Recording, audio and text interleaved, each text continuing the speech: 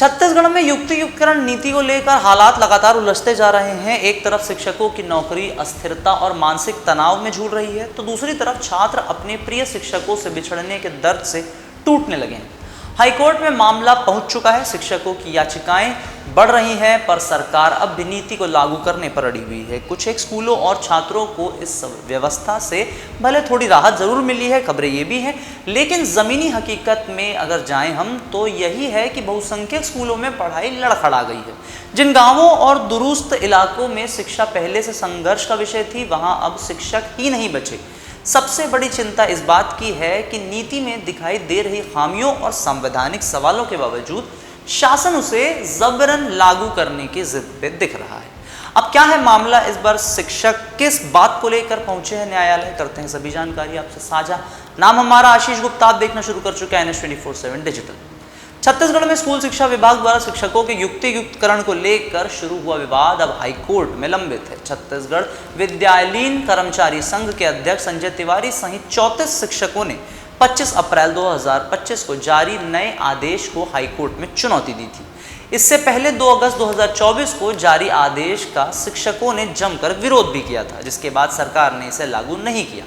नए आदेश में कई खामियां बताई जा रही हैं, जैसे कि नियमों का उल्लंघन और शिक्षकों को अपील का मौका ना देना। याचिकाकर्ताओं का कहना है कि यह प्रक्रिया संविधान के अनुच्छेद 309 और भर्ती नियम 2019 का स्पष्ट उल्लंघन करती है।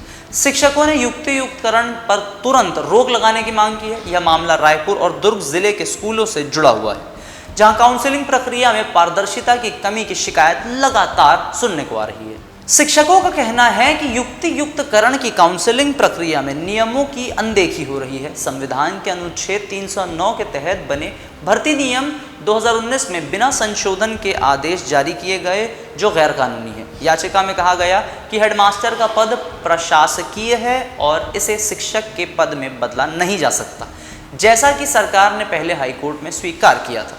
इसके बावजूद काउंसलिंग के जरिए शिक्षकों का तबादला किया जा रहा है। शिक्षकों को अपील का अधिकार भी नहीं दिया गया, जो उनके मौलिक अधिकारों का हनन के रूप में देखा गया। कलेक्टर को नोडल अधिकारी बनाने पर भी सवाल उठे, क्योंकि उनके पास लेक्चरर जैसे पदों के लिए अधिकार नहीं है।